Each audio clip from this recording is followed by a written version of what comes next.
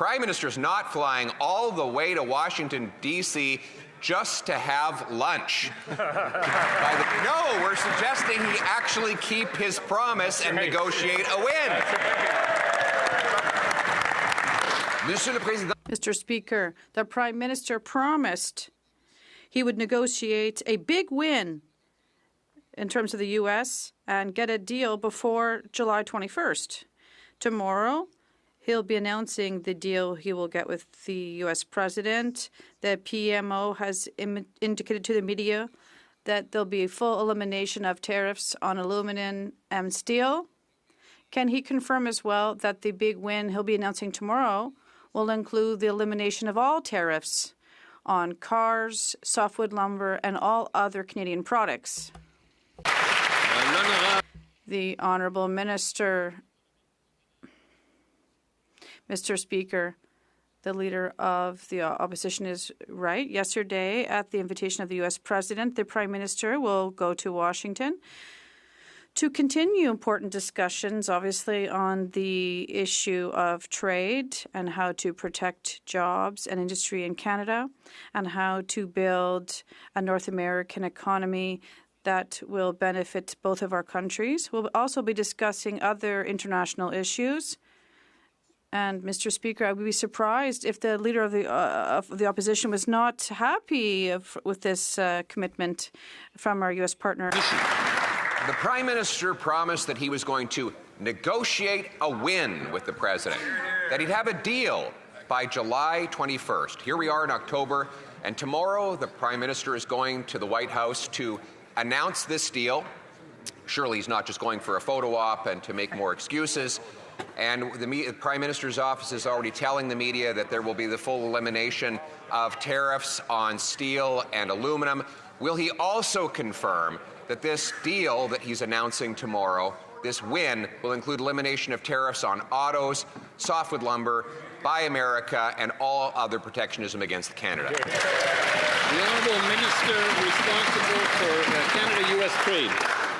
Mr. Speaker, I remember the Leader of the Opposition and some of his colleagues criticizing for the government for not having enough direct face-to-face engagement with the President of the United States. So good news, Mr. Speaker. The President has invited the Prime Minister to a working meeting tomorrow in Washington, followed by a working lunch.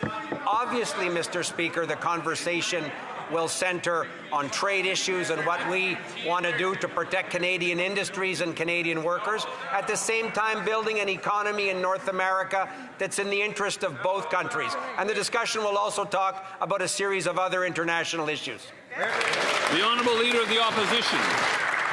Surely, after promising to negotiate a win, to have a deal by July the 21st, the Prime Minister's not flying all the way to Washington, D.C.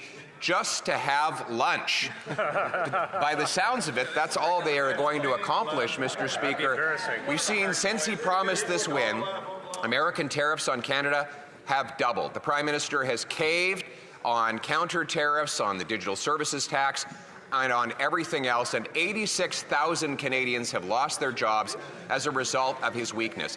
Surely the Prime Minister will finally keep his promise and come home with a win. What will it be? The Honourable Minister responsible for Canada-U.S. trade.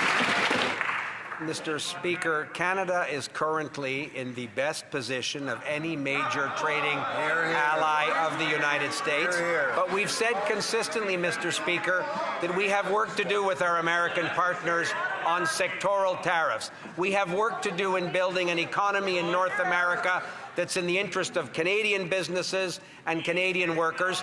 That's exactly the conversation that the Prime Minister will have with the President. And, Mr. Speaker, was the Leader of the Opposition suggesting if the President of the United States invites you to go to Washington for a meeting and a working lunch, we should have just said no and hung the phone up? The Honourable Leader of the Opposition. No, we're suggesting he actually keep his promise and negotiate a win.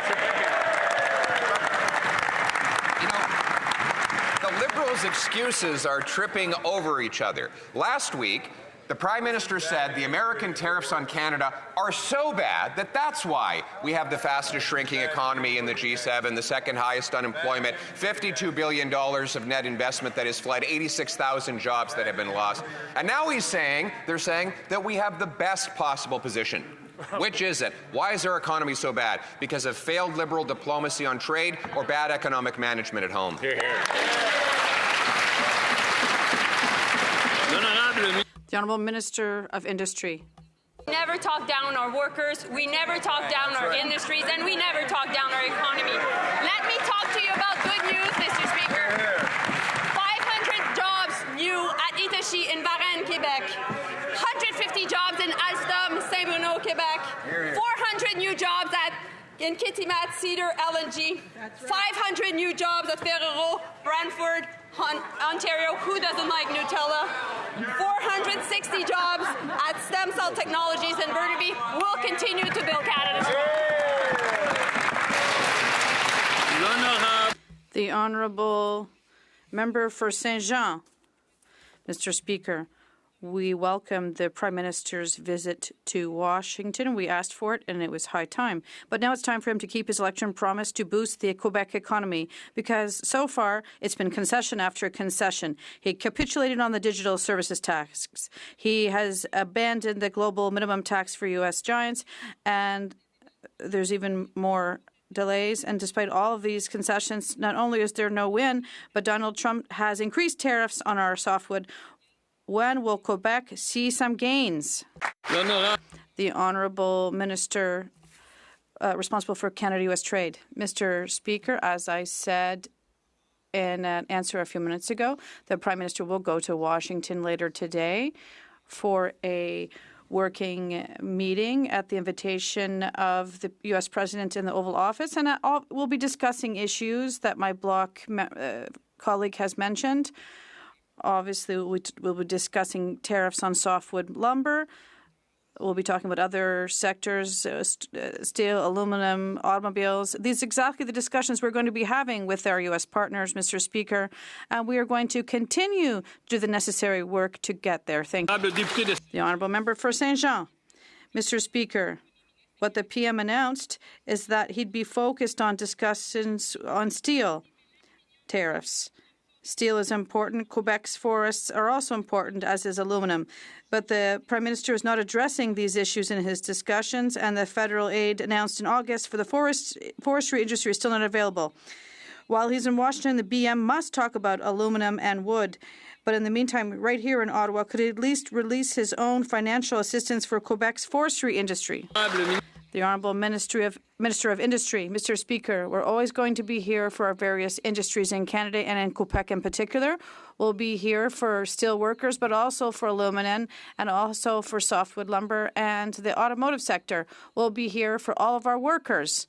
In fact, we have several types of funding that will be available for different sectors, and we're having several discussions with these sectors, and I'd be happy to work with my colleague, who I appreciate greatly to find solutions for softwood